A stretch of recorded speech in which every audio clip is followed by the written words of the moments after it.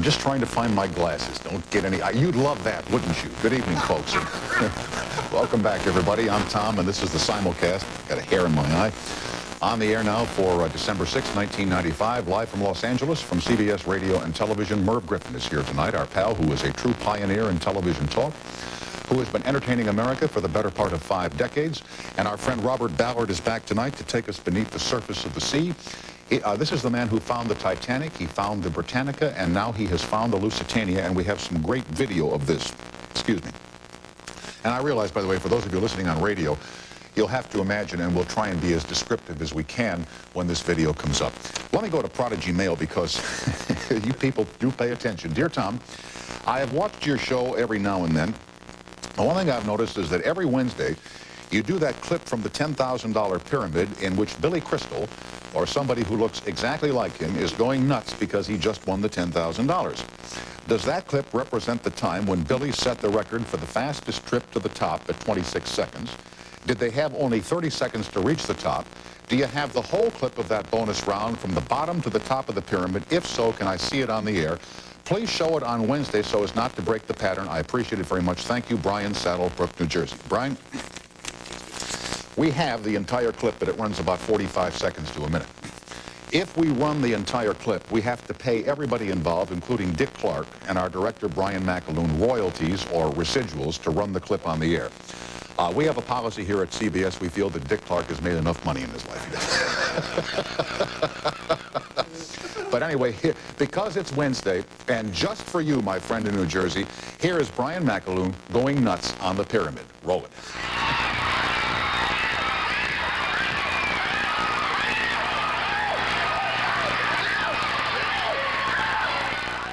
Billy Crystal, not at the lighthouse. You know, my lawyer said to me many years ago, you do the news, let Johnny do the jokes. And in the main, I've respected that. I'm not a good teller of jokes, but there was one in the paper this morning that I thought was hysterical. And it's very quick, and I'm going to leap into it. A fellow goes into a car dealership to buy himself a new vehicle. And the dealer is showing him the car after he signed the bill of sale. And the guy looks at the radio. He says, by the way, he says, there are no push buttons on the radio, just one knob on and off. He says, how do you get the stations you want?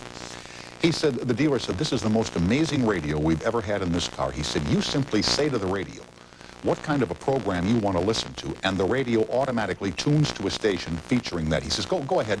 And he turned the radio on and says, just tell it what you want to hear. And the guy said, classical music. And within seconds, in FM stereo surround sound is a Beethoven concerto. The guy has never heard a radio that's played like this in his entire life. He's absolutely astounded. So he's driving home, and he's trying out the radio. He says, talk, and Rush Limbaugh comes on. He says, top 40, and there's K-Star singing The Wheel of Fortune. And he says, adult contemporary rock, and there is Sting doing a new cut from his CD. And at that moment in time, a guy cuts in front of him, he screams out, idiot! And Howard Stern came on the radio.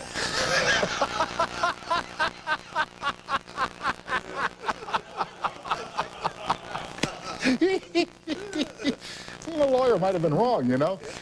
Anyway, Merv Griffin is here tonight, and Robert Ballard. Jump into a color-tini and watch the pictures as they fly through the air. And thanks for watching, everybody.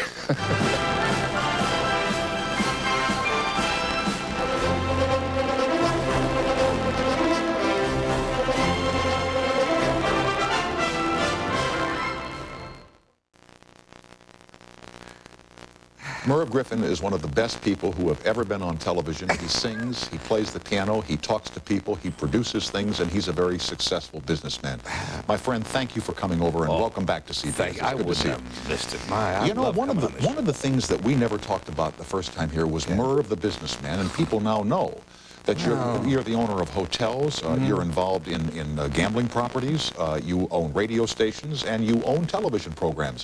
When did you get interested in this stuff as you were coming up as a broadcaster? Well, I was always interested in the business part. I'm not that good a businessman, but I'll tell you, I have one great ability, and that is to pick people. Yeah. Pick people who come through for me in the business world and are very successful, and I surround myself with them, and they're good. Once in a while you make a mistake, but not that much. And the whole time I was doing shows, I was buying stuff. I know. But I never told anybody, and nobody ever knew it. I had radio stations here and little things there. Because in those days, if you told that, it was like when Jackie Gleason signed his Chrysler deal. Oh, sure, sure. It was the biggest deal ever. And the headline said $12 million to Gleason for his new show. I remember that. Now, I used to walk down the street with him in New York, and all the cab drivers, hey, Jackie! You know, truck drivers, hey, Jackie! The minute that story came out, nobody ever yelled at him again, because you don't yell at rich people. You don't, exactly right. Try young. No, but I'll tell you, I was talking tonight with my makeup artist, Kelly Greer. We were talking about Milton Berle, who was on our program. Remember when Berle signed the deal with NBC for 30 years, for $100,000 a year? Yep. And we thought it was the most money that anybody had ever heard of in the history of the Unbelievable. Yeah, in 1951. Well, that's good. But what always makes me laugh is people say, well, how much do you have and what do you do with it? But you see, nobody comes ever and piles money on a desk. You don't see money. Of course not. Have you ever seen money? No. Have you ever seen your check? No. Tell the truth. No, I haven't. I mean, I have in the old days, but I don't. It goes right to somebody. I don't know who they are. Yeah. And I remember when I sold Wheel of Fortune and Jeopardy to Coca-Cola. 250 million, Merv. 250 million. And they said, what's it like, Merv? And I said, oh, I don't know. You mean you didn't have a table with all the $10,000 bills stacked You up? never see it. Somebody says, well, they wired it. And you see it going across a little wire, you know, and into your bank. Why radio stations? Well, I started on radio, San Francisco. I was on KFRC. KFRC. Yeah, always loved radio. And then I just recently merged with Liberty Broadcasting. And so now it's quite a network of radio stations. And the funny thing about radio is they've been trying to kill it now for 40 years. Oh, no, And it just won't die, will it? No, because it goes with people into very intimate places, you Of know. all the things that you've acquired, what's the best thing you think you ever bought? That gave you the most pleasure, that you had the most fun with? Because I know you like to buy things that you can have fun with. Yeah, I do. Well, you see, when you mentioned the amount. I don't mention that. But What, the 250? Yeah, when you get that kind of money, you have a choice. You could put that into bonds, Yeah. and you would get, well, say you got bonds and corporate bonds. T-bills and all that and stuff. And 10%, so it gives you $25 million a year to live on.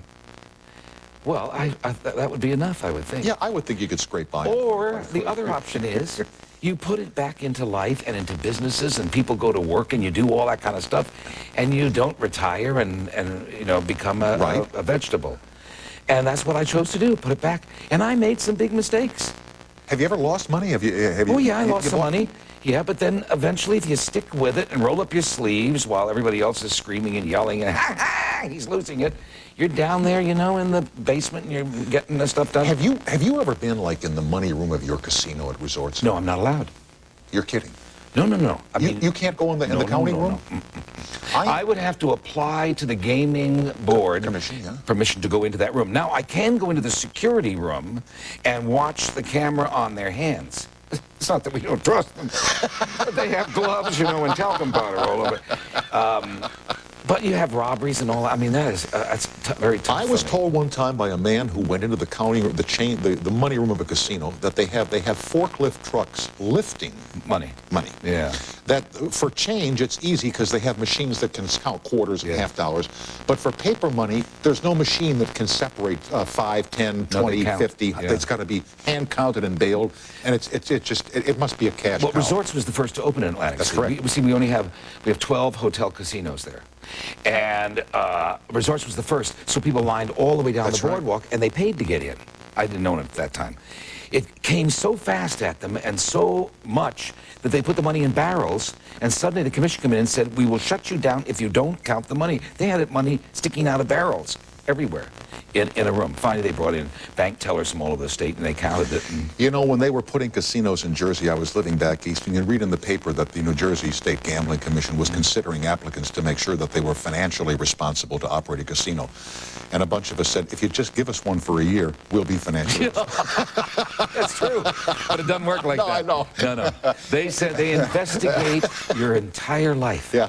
I mean, I had investigators come out. They said, do you have a safe deposit box? I said, yeah. We'll go there now. Before you have a chance to go. I said, okay. And you open it up, you know, and there's some early pictures of me. But there was nothing of it. But then they also said to the hotel, which I thought was brilliant, has he ever comped anybody at the hotel? Could we see his comp list? Smart. It's very smart. Yeah. And you sign away, they can go anywhere in your life and investigate you. When you pass, You pass. bless you, brother. Wheel of Fortune and Jeopardy. Yeah. Is it true that you make up like the sayings for Wheel of Fortune? Yeah. No, every one of them, or just No, not every one of them. They send over like a skeleton sheet of puzzles they're suggesting, and I go through and cross them out and put in the tough ones, you know, with things that have an X and a Q or an RH and a PSY or, you know, something. And I'll do the tough puzzles in there so that it doesn't become stagnant. Gotcha. But I have a continuing interest. I'm still an executive producer, and I have an interest still in them, and I watch them and I love noticed them. that the other day, was it Maya Angelou, our friend? She was it she that complained that she saw very few black contestants? Yeah, on Jeopardy? I think they accuse us of being racist, which is very sad. Because Maya, I mean, I found her shortly after she came back from Russia. She was doing Porgy and Bess in a musical company, and put her on my show for She's been here a couple 20 of or times. 30. I wish she had Charming called me woman. and said, Merv, it's a racist show. But you see, the auditions are open to the public. Anybody can come. And if people don't come, what are we going to do? Or if they come and, isn't there like a pre-screening test? It's a tough test. Yeah. I tried to pass it. I couldn't.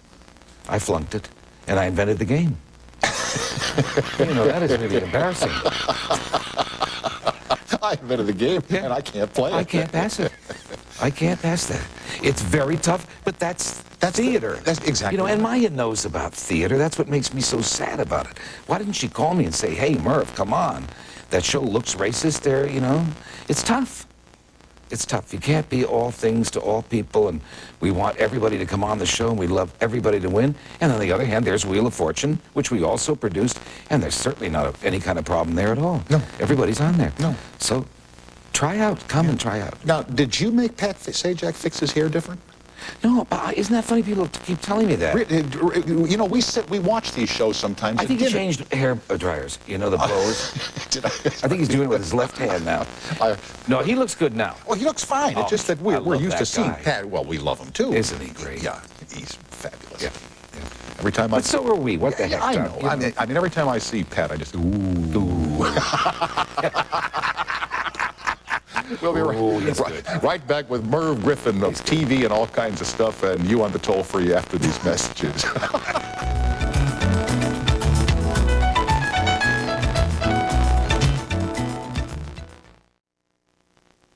I have good news for you and bad news. Okay. Did you hear the good news? Yeah, It's all over the news tonight. What's that? In Argentina, they arrested Adolf Hitler. Really? They got him, yeah. What's bad news? He's going to be tried in Los Angeles. Anyway, By the way, wouldn't that be the case? Huh? Here's Brenda on the toll-free in Orlando, Florida. Hello there. Hi. Hi. I wanted to ask Merv, I wanted to say that first that I grew up watching his show. hey, that's in the very afternoons. nice. Thank you. And, you know, and it's interesting to me the difference, and I want your comment on the difference between the talk shows that we have today and the ones we had when you were around, like the Merv Griffin show, the Mike Douglas show. Yeah. The way Phil Dinah. you used to be, yes, Dinah, all of that. Well, those were entertainment shows. They were conversation with entertainment, newcomers, finding new people, and it was the Jack Tar genre, really, Yeah, of but small not talk. that there wasn't controversy, because Brenda, I don't know if you remember, but Merv and Johnny used to tease you about this. Merv's doing another one of his theme shows. Yeah.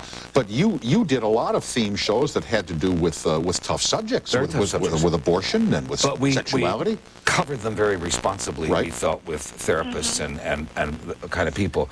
I was the one who started those thematic shows, but then I saw what was coming, and I got out. I didn't want to When you say hang you around. saw what was coming, how Well, because the shows were starting, and it was going to that tabloid mentality, and I really don't think it is good. For a change, I agree with the government. You know, yeah, I don't believe in censoring or anything, but I do believe in broadcasting responsibility. That they're putting on a lot of, and I think it's very bad for a number of ethnic groups that they're being exploited like this and treated like, you know, idiots and stuff. Idiote, yeah. We had chance. I mean, I had a chance. We could put on 20 Lithuanian proctologists who wanted to be nuns, but that was not interesting to me. Right. That was fringe area stuff. Well, I like the mainstream. There's too much interesting Right. stuff and uplifting. I like uplifting stuff when I turn You on. know, I don't want to, what was his name, the great artist, Campbell Soup, and I used to have him on the Warhol. show. Andy Warhol was the one who said, yeah, better be famous for 15 minutes, but he didn't say they were going to cry. You know, you tune in the end, woo, I don't want to hear all that. You know, I'd love to cry about it home. Brenda, we're glad you called. And Brenda's thanks. coming out of the box down there. That's why I keep looking That's down okay, there. but she's right there. She's right there. No, she's not. She's right there. Her voice is there, but her eyes are here. Oh, I'm talking the box down. And Brenda, how's Orlando? Oh, it's fine. The weather's beautiful. What a for city this that time is. of year. It's not too hot, not too cool. Woo! It's nice. I like You should come and visit more. I'm there all the time. Disney World, you know, a Wheel of Fortune tapes there. And so I Right. get down there a lot. I like it. You should bring more shows here, Merv. Our production community You don't mind if needs it. you don't mind if we keep a couple here in Los Angeles? Yeah, and I don't have any No, more. I do mind. I do mind. Jeez, I'll bring David Letterman down, but hell you I don't will. own the show.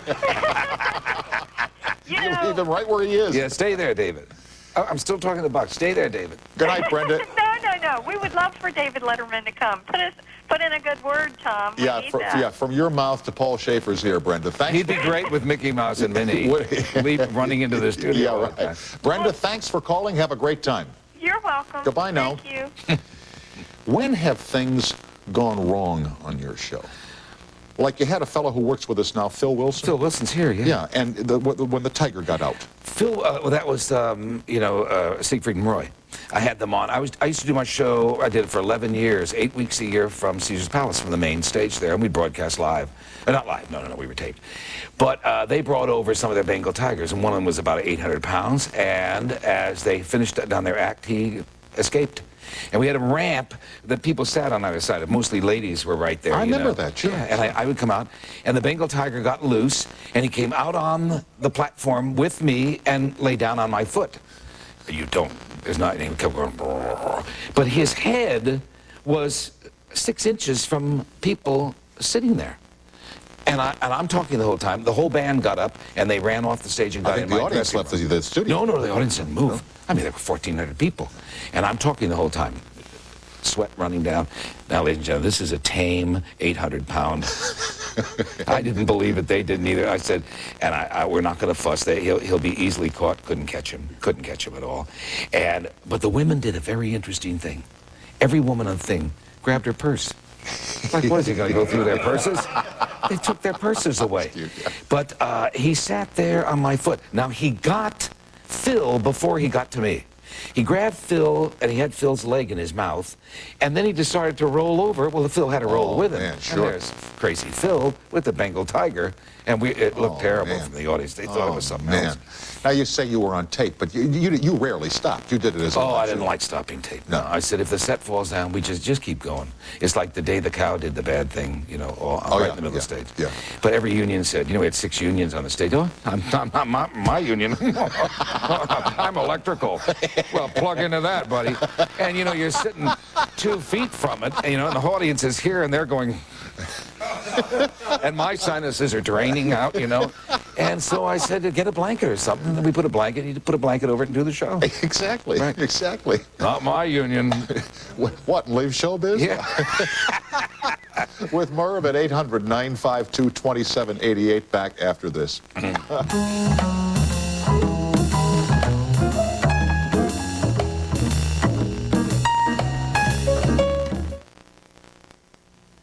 Vicki on the toll-free in Toronto, Ontario. Hello and welcome to CBS. Hi, Tom. It's Good nice evening, to talk Vicki. to you again. Thank you. I'd like to ask Merv, how many people did you audition before you chose Alex Trebek as the host of Jeopardy? A number of us have wondered that, Vicki. No. Well, we auditioned nobody because Alex obviously is a great host and had a long history of hosting shows. He was on High Rollers and a few others. He had obviously shows in Canada. And he just fit the package. When it's right, you don't audition anybody. He didn't audition Pat Sajak. Of course not. He was the weatherman out here for NBC. And he was charming. So really the only person that ever auditioned was Vanna. And she was... Who was the... I know the answer. Susan Stafford. I know that. She was married at one time to Gordon McClendon. Yeah. By the way, when you mentioned that you combined your Griffin Group radio stations with the Liberty Broadcasting Group, that isn't the same Liberty Broadcasting that Gordon McClendon used to own out of Dallas, Texas, is it? I don't think so. Oh, okay. They're all Eastern stations. Oh, okay. No, then it's not. No. But we were trying to think of the first host of Wheel of Fortune, and I know his name, but I can't. Chuck Woolery. Exactly right. Yeah. But then you got... He was married to Joanne Flug at the time. Right. But then didn't Ralph Bernish... No, Ralph Bernish, he did the daytime show. I thought he was wonderful. Yeah. And you know who else was? But we got to tell who he is. He's the football guy. Oh, yeah. Great. He played for the Padres. Yeah. The great host of Wheel was a guy that auditioned and nobody ever saw his tape, and they called me from every news sports department in the world to see the tape, and I wouldn't show it to anybody. Jimmy Connors. Really? Yeah, but NBC had other ideas for him, and so Brandon Tartikoff said, no, he can't do it. But he was great, huh? Oh, because he knew the show and he loved it, and he just walked out, and he was used to, obviously, bigger But crowds. why won't you show it to anybody? Well, Jimmy didn't want to at the time either and stuff, but he But would he now? I mean, could we get... I suppose. It'd be fun if he'd come sometime we could show it. That'd be neat. Yeah, he was really, and it was at the peak of his tennis career, his championship, number one, and he wanted to do it. It was good. Yeah. It was good. Anyway, Vicki, there's the information you're looking Hey, for. Vicki, hi. Oh, Vicki, hi. Hi, I'd just like to add that Jeopardy is one of my all-time favorite shows. I play along with it every night. Wow. I'm not crazy about the wheel. I'm going to Canada. I'm going this Saturday. Oh, where? David Foster has a foundation up there because he's Canadian at Victoria. And Johnny Mathis, Patti LaBelle, Marty Brill, a whole bunch of us are going up there, and they're going to recreate the Merv Griffin show for one night, not on television, just live. Oh, and if it works, next year they're going to do celebrity bowling. Really good. Wow. Anyway, Merv, you should do more Celebrity Jeopardies. Yeah, I like those. Please try to coax Tom to go on. Yeah, but nobody, it's very, very tough. Celebrities tough. don't want to go on. No, I didn't want to go they on. Said, by the way, Vicki, Bill Maher was here last night, from Politically. I saw him. And he said, I watched him on a... it's a lot easier to play sitting at home than it is standing behind that podium in the studio. Oh, yeah. Yeah, it's tough there. Listen, Vicki, the time is moving on, but thanks for calling and have a happy thanks, Vicki. You too. Bye-bye. Bye. Bye-bye now. So what's the Charles de Gaulle story? Oh, Richard Gully, who I think was a cousin of Anthony Eden, wrote it and very wired in.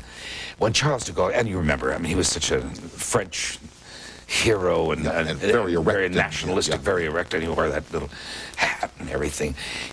Whenever he'd go to parties or anything away from France, he always spoke in French, even though he spoke perfect English. His wife studied English. She wanted to speak English. The Queen of England, Elizabeth II, honored him at a big party to thank him for everything they had done for the English. And he came with his wife, and very austere, with his uniform and everything on. They said, and the toast started, and they toasted, and he toasted in French. And suddenly his wife rose, and she said, "I would like very much to toast this great lady, the Queen of England. So you raise her glass, and we will toast to her penis." The Queen froze, obviously. Nobody knew what to do, and General Gaulle jumped up and said, "Happiness! Happiness!" Never made that connection, did you? Happiness! I have laughed over that story. Richard Gully writes for 213 now, and I want to tell you, I've screamed over that. Happiness! All right. We got it. We got Now, you got your New Year's Eve specials coming up in syndication, right? From Resorts. Yep. Everybody dances. I lead the band. Tony Bennett again this year. He's done it every year with me. He sings. Everybody, thousands of people dance. That's and Harry Belafonte, Wonderful. Tricia Yearwood, and the New York Voices, Jack Sheldon, and I conduct the band, Mort Lindsay, and people attempt to dance to my rhythms. I'll bet they do pretty good. Yeah. Of all the people, Yeah. what kinds of people were your favorites on the shows that you've done? Well, I really enjoyed, it's a very strange category. What do you call yourself? Are you a star? No, I'm the announcer. No, you're not. No, I'm the host. I'm the... Don't you really call it like I do? You call yourself... You're a broadcaster. Yeah, broadcaster. Yeah. I mean, you're the star of the show, but you are a broadcaster. Like when I went you to can do it the all. other day, I filled out the medical occupation broadcaster. Broadcaster. Yeah. Is it 2 S's or... No, one S. And... Because that'd be good for Wheel of Fortune. I put that in broadcaster. Broadcaster. Very good. That could save a lot of money. There's no quitting this guy. Anyway, what did you ask me? About the types of people that are your favorites. I like the writers. One of my most memorable shows was with Jimmy Michener, James Michener, who I just talked to. Oh, man. He's in See, Texas. I lived in Philly. I worked for Westinghouse when you were doing the show for Westinghouse. We used to have Merriman Smith on, and Michener would come in from, was it New Hope he lived, you know? Yeah. And he would tell the stories of Lives in San Antonio, Texas. I talked to him the other day. Oh, we got to get, we should get him in here. Oh, Michener yeah. and Jimmy Jones, James Jones, who, you know, expatriate, lived. They gave me my first party in Paris. He and Gloria on the Ile Saint-Louis. And Irwin Shaw was there. And Robert Nathan, and the four of them. It was the most amazing, I've never forgotten it. Writers, great category. Like Mr. Ballard you have coming on here too. I'll tell you another great category, kid, is broadcasters. I love talking to people such as yourself. And, well, but who've been hanging around for a lot of years. Yeah, but I'll tell you something. Age is wonderful too, because you know everything. The thing that's I remember from the Woody Allen picture, and I know it's late here. I'll move on in a second. Remember Radio Days, the Allen picture, God. and at the end when he said, you know, those voices are growing fewer every day. Oh, yeah. And I just think it's important that that the young people, God love them, who watch this show, know something about what all of us have been through in this business and how great it is and how wonderful and what the magic, what the potential for this thing is. Oh, I want to get back in it. I'm so excited. Oh, stop it. Oh. Merry Christmas to you, Merry my Christmas friend, to you. and Have Happy a New Year. wonderful holiday, And to you, too, and thanks for your kindness to us, and you know that we think the world of you here. Thank you. And you're always welcome. And I hope back. you'll come back. You're just... Oh, it's your show. I keep forgetting that. And my tombstone will say, I will not be right back. No, by the way, do you want to do Monday nights here? We will... Opposite football? No, Oh, no. That's... oh, no. Next, Robert Ballard, and we finding the Lusitania, huh? What a story. He's been poking around in oceans. Has he ever? Yeah. Back with Robert after these messages.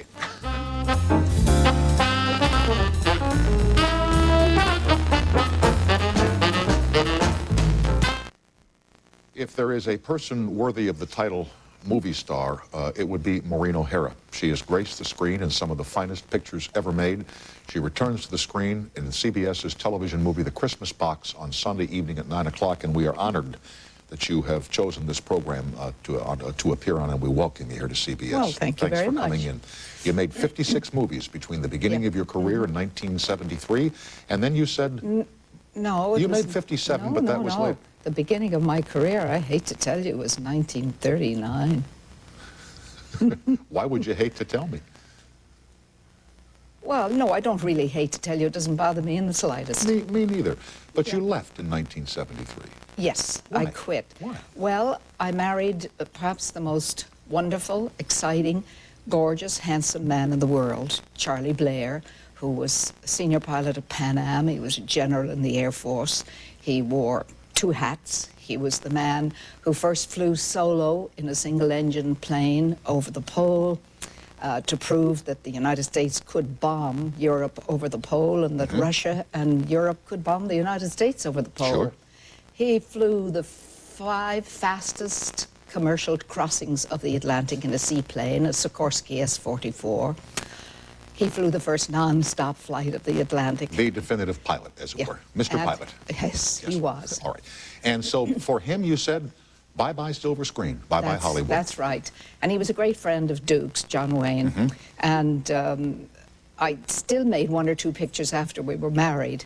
And Duke came down to the Virgin Islands, where we moved to. I lived in the Virgin Islands and have and still do. And I knew by the way they played it that they had worked it out together, because they were great chess players. They were both playing chess, and they looked up and sat back and they said, by the way, Maureen, don't you think it's time you just stayed home? And the way it was done, I knew it was plotted and planned. And I thought, I think they're going to get an argument out so of we can see the captain and the Duke saying, we got to concoct a way to get her off the screen and get her home where she belongs, huh? Well, that's Charlie and he planned it together. Yeah. So I said, fine, I quit. And I quit there and then.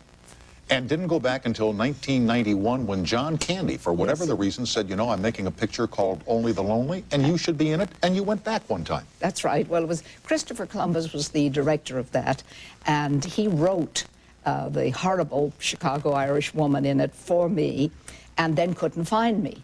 And he found my brother, Charles Fitzsimons, who is the executive director of the Producers Guild, sent him the script. I was in Ireland on my every summer holiday to go fishing and playing golf and climbing mountains. Right. And my brother called me and he said, I've just read a script and this you do. And I said, no, I don't want to go back to work. Yeah. So he said, I read it, I called him up and I said, okay, I'll this do it. I do. And when you went back, what was it like now? Because it's 18, 19 years since you'd been on the soundstage. So when you go back, what's it like? No different. No? No. As if I had never left. It was just the same. And working with John Candy and Christopher Columbus was particularly You wonderful. sound like Norma Desmond in Sunset Boulevard. It's as if we never said goodbye. There's a song in the piece when she goes back to the studio after 30 years. She said, it's like I've never left. It's the same. Maybe I should play that part when they put it on the screen. It's been there once before, and Gloria Swanson did it quite well. Wonderful, wonderful. But so that now, was a non-musical. You and your husband moved to the Virgin Islands, and Yes. there you start a newsletter or a newspaper for the Virgin Islands? No, it was the top slick magazine. It was called the Virgin Islander. Oh, okay. And I wrote an article every month and published the magazine. And then after Charlie was killed, which was the most tragic moment of my life, after running the airline for 2 years, I was the first woman in the United States of America to be president of an airline. Really? Yes. And I love the airline industry, and I loved aviation. And what was the name of this airline? Antilles Airboats. Oh, so it worked in the Caribbean, right? Yes. Okay. It was the bus line in the Caribbean. Gotcha. Okay. We flew over 150 scheduled flights a day. We had 22 pilots and 26, 27 aircraft, and about 90 employees. How long had your husband been with Pan Am? And the reason I ask is, He retired with Pan Am. But would he have gone, certainly not back to the time of the flying boat? Oh, yes. Really? Wow. I told you the 5 fastest crossings of the Atlantic in the seaplane. Oh, that's right. Or That's flying boat. Okay. Was Charlie. And would this have been like the full, remember Pan Am had the big cruisers that... Well, no, Charlie was originally a Navy flyer. And he flew the seaplanes in the Navy. And then when the Navy couldn't afford their pilots, they let so many of them go. And Charlie went to work for United Airlines, flying out of Salt Lake City, flying the mail. But I'll tell you, the seaplane is a great invention, man. They have them now that run between here and Catalina, you know. And not now. They've had those for years. Seaplanes are very old. And in fact, they are the best method of transportation because the world is full of navigable waters that could be used for seaplanes. And instead, we're using very valuable land. And the land planes are land gobblers. They gobble up land. That's true. Whereas a seaplane is only using navigable waters. And it's a self-sealing runway. Or when you land, the water closes back in and seals the runway. When you fly on land, you have to keep paving the runways all the time. And if they get bumps and holes in them, it's very dangerous for the aircraft. That's right. Plus, water's nice and soft to land on, yes, you know? Yes. Well, no, it can be, water can be tough and rough. But it's wonderful. You mentioned that your husband tragically lost his life, and I believe it was in a seaplane. In a seaplane, in an aircraft accident. Yes. Did the irony of that strike you at the time? We thought, there's a man who's flown his whole life? Well, I was very, very upset by it. And Charlie's mother was an Irish woman. His father was a Scotsman. And she, at that time, was 102 years of age. And I called her up, and I was very hysterical on the phone. And this wonderful, tough lady said to me, she said, "Stop that nonsense. He died the way he wanted to." And so I learned from a very tough lady how to behave. Sometimes it's hard to learn how to behave, isn't it? Yeah. Yeah. How are you on airplanes today? Are you okay? Yes, I used to be absolutely terrified, really? But and one time I got caught in a hurricane between Dallas and New Orleans, going to New Orleans to do a benefit for the Italian Boys Town for Sinatra. And we got caught in the hurricane, and I was never so terrified in my whole awful, life. Isn't it, when the thing starts God, bouncing it was around, terrible. it's And we were going upside down and sideways, and flame leaping up off the ends of the wingtips, which I afterwards learned was called, I think, St. Elmo's Fire. That's correct. And really was nothing to be so worried about. Otherwise, but I was terrified. I thought we were going to go up in flames. Why would they name that stuff after a saint, for God's sake? I mean, geez, you know. Well, you know, you never can tell. Well, Maybe we think of flames as being where there are no saints, you know what I mean? Well, maybe they were giving you a little lesson of how to, what to avoid, so you didn't And like have to have when a flame. you get in that instant when this plane was going every which way but up and flames coming off the wing, are you just sitting there in the seat looking around, or? Oh God, no! I was absolutely terrified. And at one time, I had a thing on my lap, and I saw it go up to the ceiling, stick there and stay there, and then slowly drop. And I learned it was because we were having tremendous altitude changes, and instead of bouncing up and flopping back down, it did this slowly, and believe me, it was like a ghost box, and it absolutely terrified me. Did you scream or anything? I was paralyzed. Oh, I okay. couldn't get a sound out of my mouth. We are with Maureen O'Hara, who appears on CBS in the Christmas box this season. We'll talk more about that as we progress, along with you on the toll-free line. We'll be right back after these messages.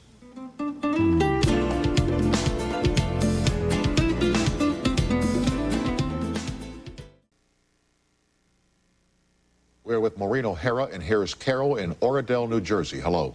Hello. Good evening, Carol. Good evening. Got us on a good night, kid. Maureen O'Hara's here tonight. It's too exciting. Me too.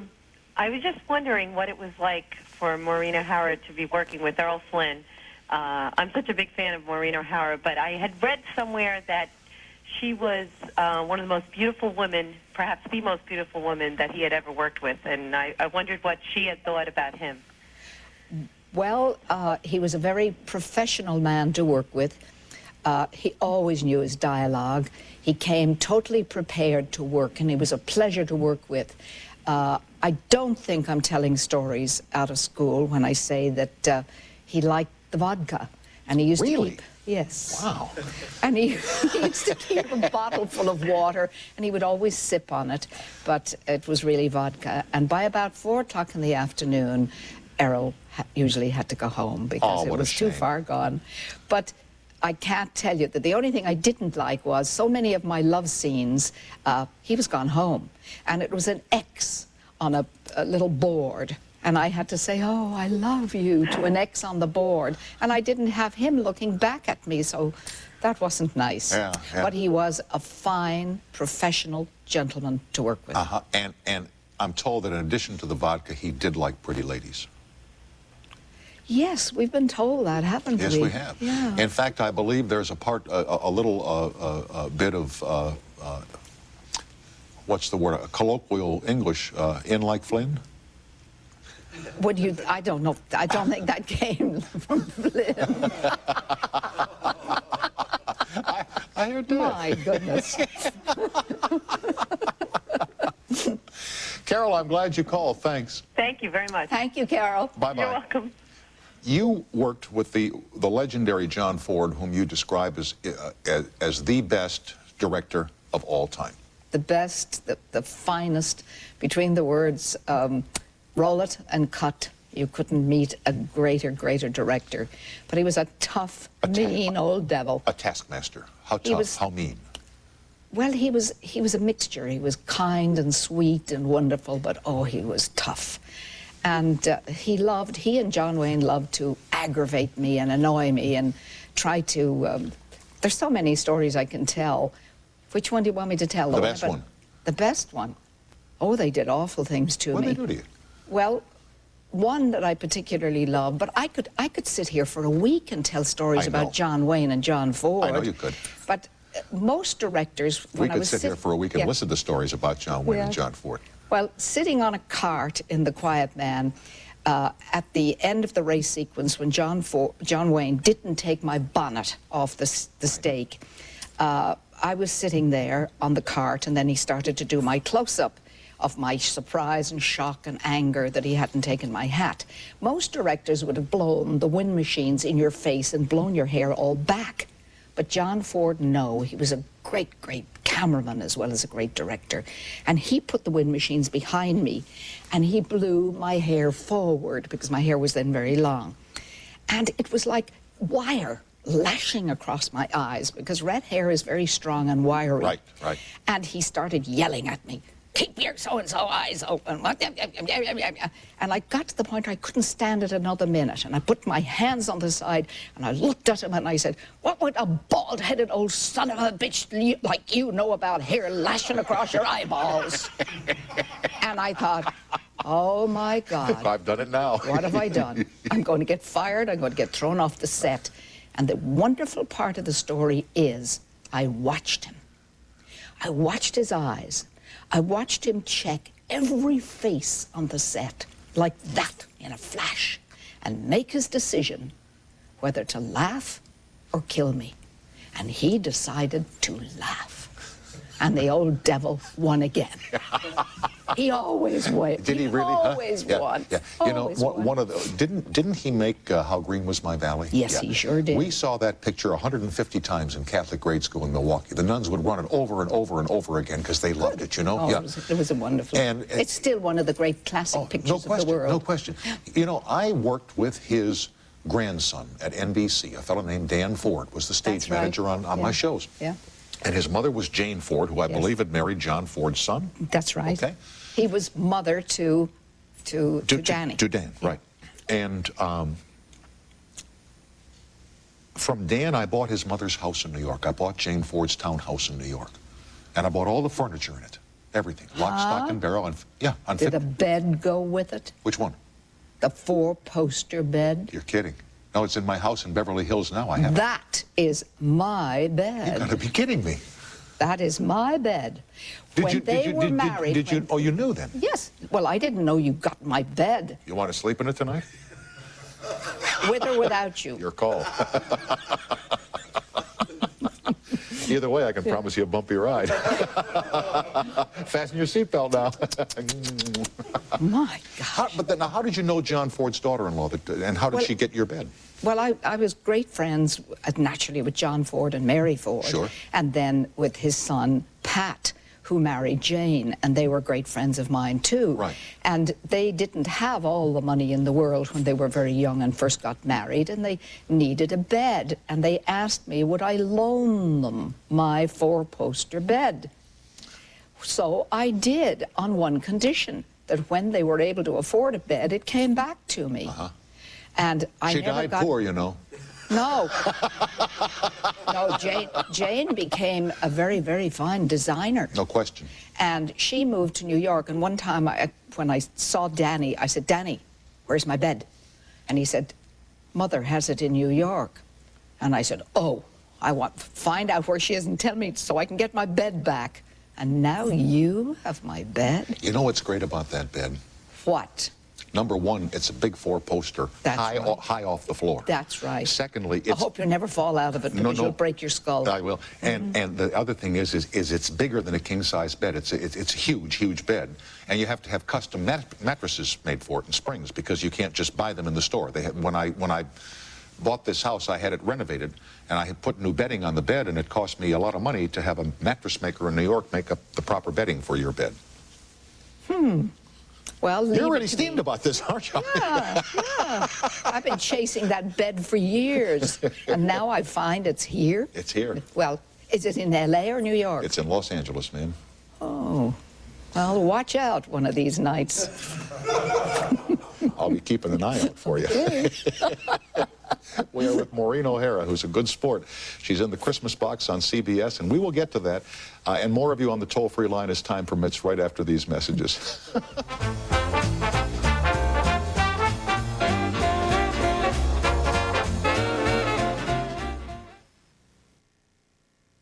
We are with Maureen O'Hara. Here is Melinda in West Liberty, Kentucky. Hi, and welcome to CBS.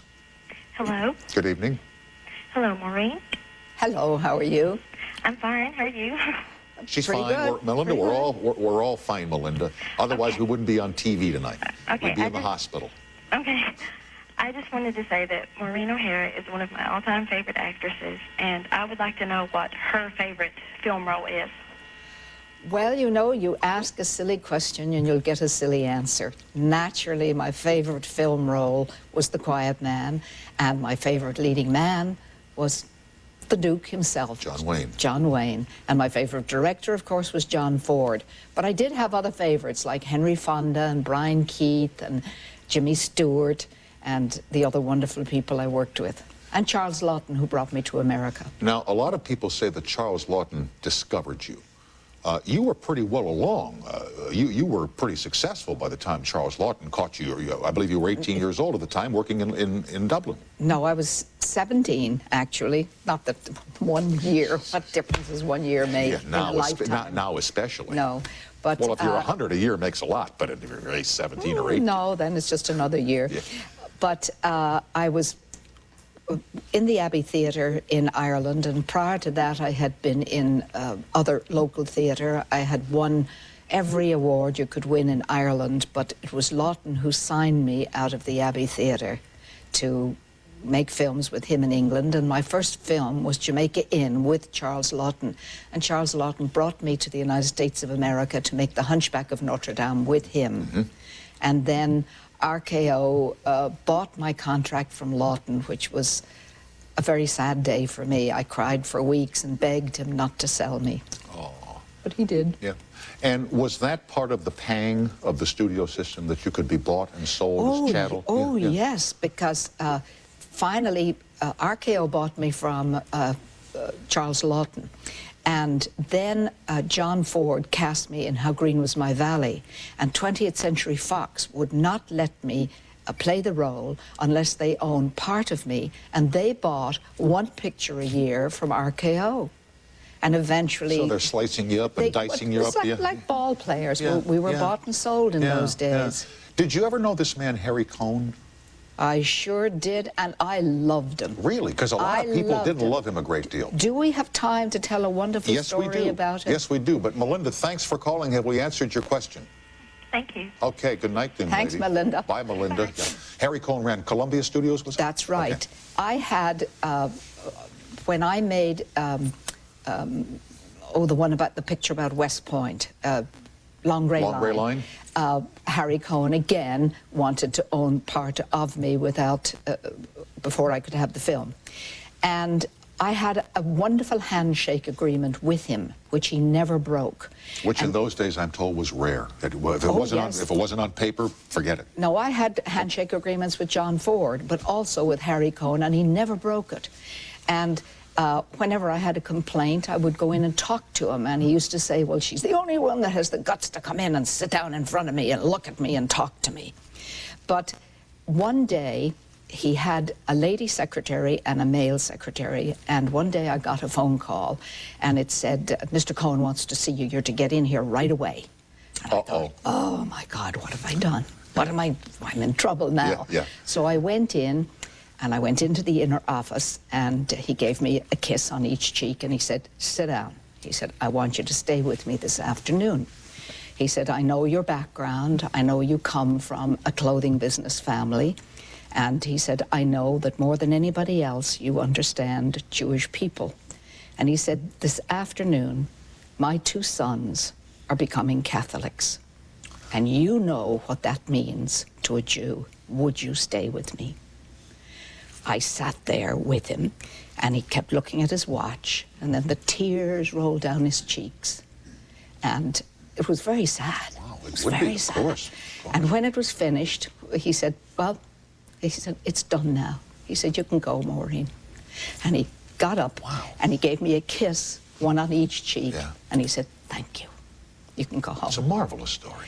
But I've told it to so many people that here was a man, a kind, lovely, wonderful man, but a tough businessman. Nobody wants to print that story about Harry Cohn. No. Nobody wants to know that he was a nice man. You see, all the stories I heard was that Harry Cohn was a despot, that he was the toughest guy in Hollywood, and that he'd break the back of an actor over a contract. Not so. No, he never broke the handshake agreement with me. You know the story Red Skelton, Red Skelton used to tell, I believe. Red Skelton was, I'm told, was at Harry Cohn's funeral when he passed away and did the eulogy. And there were thousands of people at Forest Lawn. And Skelton said, we know why you're here. As Harry Cohn used to say, give them what they want. No, I loved Harry Cohen, and he was very good and very kind to me, and I found him to be a man with a big heart. I'll never tell that story again. We will continue. Please do. Okay. We'll continue with Maureen O'Hara, and we'll talk about the Christmas box on CBS after these messages.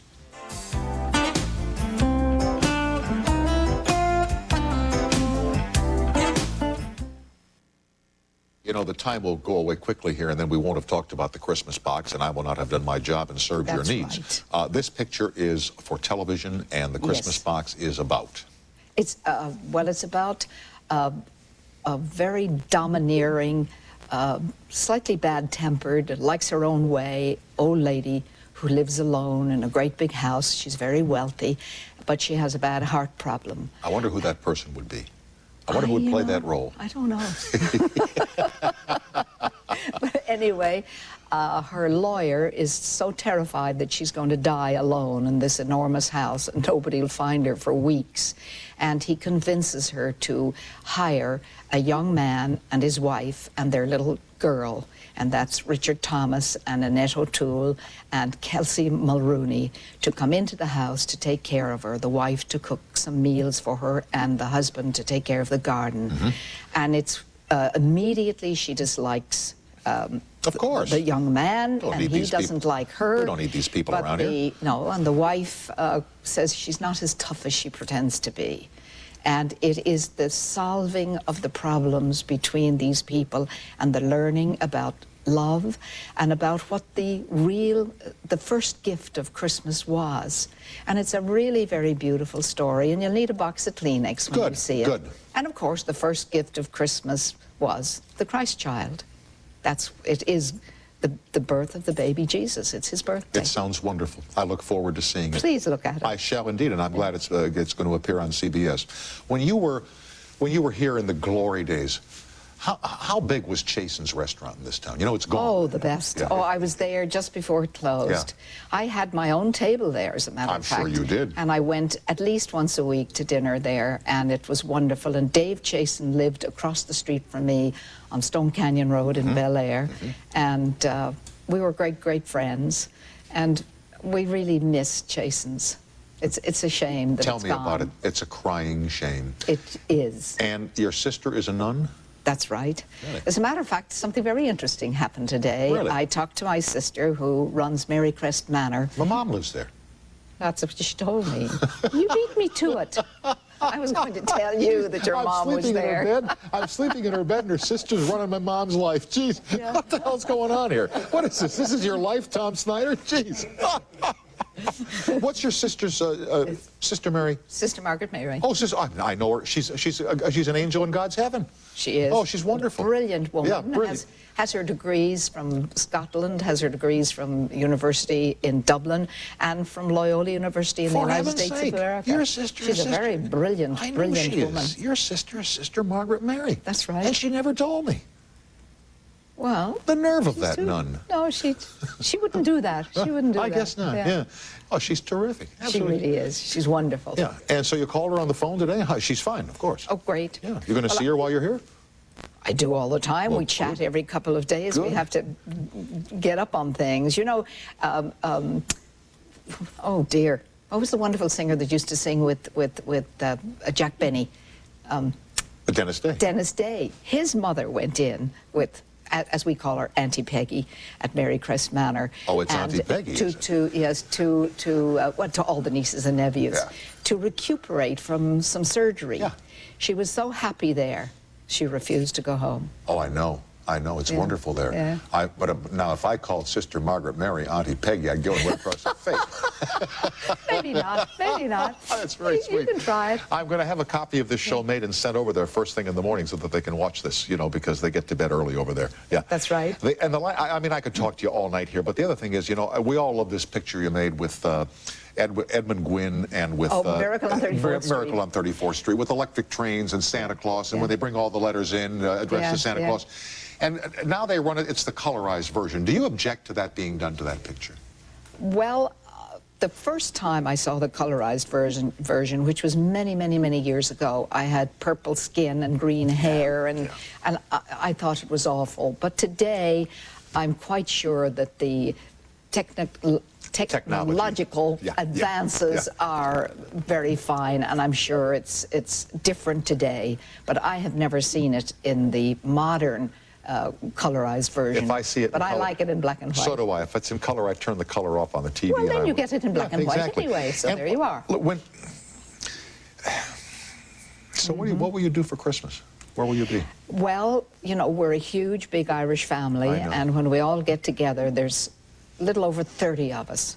So we'll all be having dinner together. Naturally, not sit down, because you couldn't sit that many people down. No. We'd have to go to a stadium somewhere. Sounds terrific. Happy Christmas and Happy New Year, and thank you for gracing our stage tonight. Well, thank you, and a very Merry Christmas to you, and take good care of my bed. I shall indeed. Okay. I will sleep warm tonight knowing that you have been there. You mean you're sleeping in it? I certainly am. My goodness gracious.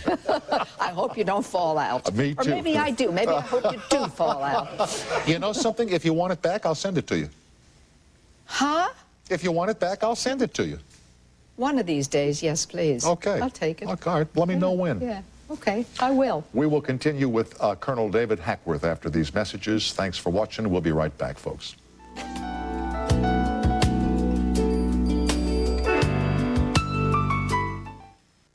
So I'm sleeping in Maureen O'Hara's bed, and her sister, Aunt Peggy, runs Marycrest where my mom lives. The pool of estrogen just increased 100-fold. Big-time estro. Tomorrow night, how much time do I have now? 30? 30 seconds. Meatloaf is here tomorrow night, and I will apologize after 20 years for spending 15 minutes on NBC calling him Meatball. You know what they call the backup singers for Meatloaf? Hamburger Helper. Oh. Join me with Elliot Forrest on the Late Late Radio Show at 1-800-890-9990. Drive safely on the way home and back tomorrow night, same time, same station. Thanks for listening and watching, everybody.